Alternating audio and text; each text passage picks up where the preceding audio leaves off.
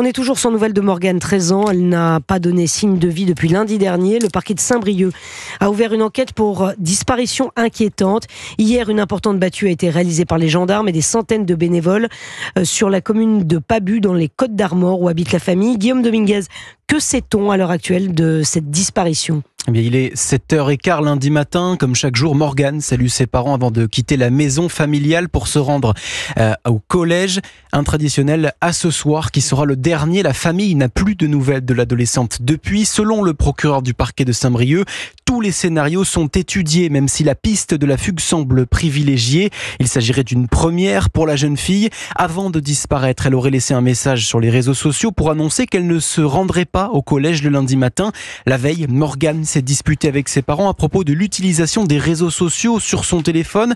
Au cours de la dispute, le père de l'adolescente aurait cassé son portable. Saisi par la gendarmerie, l'appareil est en cours d'analyse pour Axel Ronde, porte-parole du syndicat de police CFTC. Il pourrait être indispensable dans cette enquête.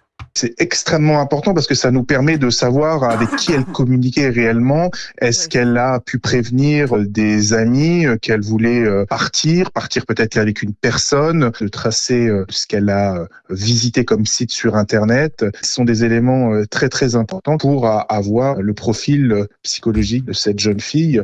Un profil psychologique que les enquêteurs ont aussi cherché à définir en interrogeant ses proches. Plusieurs perquisitions ont été menées, notamment chez ses parents, sans résultat pour l'instant. Merci beaucoup Guillaume Dominguez.